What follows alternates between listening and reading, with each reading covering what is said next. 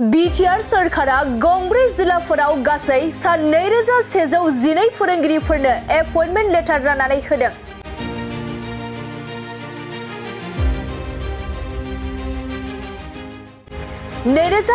मायथाइनि उनाव गोलाव सम कन्ट्राक्चुएलाव फोरोंगिरि साख्रि मावनाय फोरोंगिरिफोरखौ दिनै Btr सरकआ रेगुलार खालामबाय।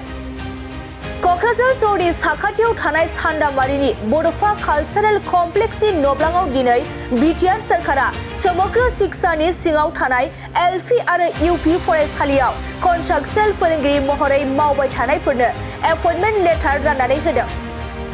बे हाबाफारियाव Btrनि गाहाय मावफुं सोद्रोमा प्रमद बर', Btrनि बुंथिगिरि खाथिराम बर', Btrनि मावफुं सोद्रोमाजों लोगोसे एमएलए लरेन्स इस्लारि, एमएलए जिरन बसुमतारी, BTCनि प्रिन्सिपाल आकाशदीप आरो आइएसआ बाहागो लायो। 2013 চনৰ পিছত বিভিন্ন সময়ত কন্ট্ৰেকচুৱেলত যিখিনি চাকৰি দিয়া হৈছিল তেখেতসকলৰ এলপি আৰু এমিৰ যিখিনি আছিল আজি ৰেগুলাৰ কৰা হৈছে আৰু প্ৰায় 2112 জন শিক্ষক শিক্ষয়িত্ৰী চাকৰি আজি ৰেগুলাৰ হৈছে।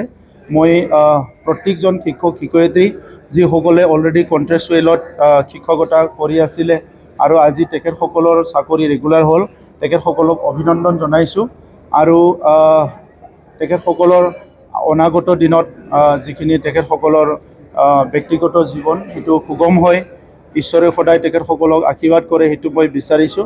আৰু লগতে আমি Btr অঞ্চলৰ তেখেতসকলে কাম কৰি আছে হিচাপে মই এটা তেখেতসকলক আজি অনুৰোধ কৰিছোঁ যে যেহেতু আমাৰ আগৰ সময়ত বিভিন্ন পৰিৱেশৰ কাৰণে আমাৰ শিক্ষা যিটো টিচিং লাৰ্নিং প্ৰচেছ সেই প্ৰচেছটো বহুত অলপ পিছ পৰি আছিলোঁ, কিন্তু এতিয়া লাহে লাহেকৈ আমি বহুত আগবাঢ়ি আছোঁ।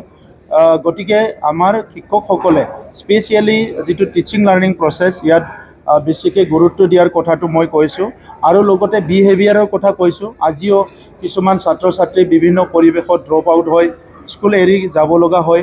গতিকে শিক্ষক শিক্ষয়িত্ৰীসকলে কেনেকৈ প্ৰত্যেকজন ছাত্ৰ ছাত্ৰী যোনে নেকি স্কুললৈ আহে সেইজনক যাতে খালী হাতে নাযায়, তেখেতসকলক ভাল জ্ঞান দি শিক্ষা দি তেখেতসকলক ভালকৈ ছাপোৰ্ট কৰে, এই কথাটো মই অনুৰোধ কৰিছোঁ।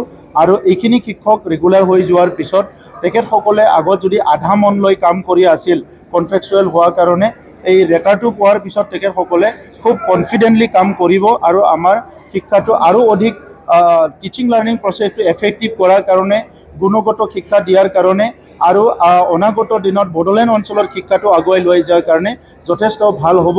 মই আজি অসমৰ মুখ্যমন্ত্ৰী ডাঙৰীয়াক ধন্যবাদ জনাইছোঁ। 1 বছৰ আগতহে তেখেতে সিদ্ধান্ত লৈছিলে যে এই কন্ট্ৰেকচুৱেল শিক্ষকসকলক ৰেগুলাৰ কৰিম। এতিয়া অসমত যিমানখিনি কন্ট্ৰেকচুৱেল শিক্ষক আছিলে আৰু আমাৰ ইয়াতো যিখিনি আছিলে চব ৰেগুলাৰ হৈ গ'ল আৰু সেই শিক্ষকসকলৰ যিটো তেখেতসকলৰ আহি থকা সময় এইটো খুব ভালকৈ চলি যাব মই তো আশা কৰিছোঁ আৰু আমাৰ শিক্ষাটোও অধিক মানে এফেক্টিভ কৰাত আমাক সকলো দিশৰ পৰা সহায় হ'ব, এইটো মই আজিৰ সময়ত চবে উপলব্ধি কৰিছোঁ। গতিকে আমাৰ ডিপাৰ্টমেণ্টে এই গোটেই এপইণ্টমেণ্ট প্ৰচেছটো যাতে ভালকৈ নিয়ৰিকৈ কৰে এইটোৰ কাৰণে আমি তেখেতসকলক অনুৰোধ কৰিছোঁ আৰু মই আশা ৰাখিছোঁ যে যিখিনি ভেকেণ্ট পষ্ট আৰু আছে আমাৰ হাইস্কুলত প্ৰায় 1468 আমাৰ পষ্ট আমি 1 মাহ 1.5 মাহৰ ভিতৰতে এপইণ্টমেণ্ট দিবলৈ গৈ আছোঁ আৰু এলপি এমিত আৰু আমাৰ 600তকৈ অধিক ভেকেণ্ট আছে, সেইটো আমি SIU অসম গভৰ্ণমেণ্টৰ পৰা বিচাৰিছোঁ। গতিকে বেলেগ ডিপাৰ্টমেণ্টতকৈ শিক্ষা ডিপাৰ্টমেণ্টত আমি টিচাৰৰ যিটো এপইণ্টমেণ্ট এইটো যাতে ৰৈ নাথাকে, এইটো অধিক স্পীডত কামটো কৰাৰ কাৰণে চেষ্টা কৰিছোঁ। এতিয়াও আমাৰ বহুত ছিংগল টিচাৰ আছে, স্কুল আছে, ছিংগল টিচাৰবিলাক এই এপইণ্টমেণ্টবিলাক হৈ যোৱাৰ পিছত আমি যেতিয়া চব ৰেচনেল কৰা হ'ব, ছিংগল টিচাৰৰ নাম্বাৰটো কমি যাব, সেইটো আমি ইতিমধ্যে আমি আলোচনা কৰিছোঁ।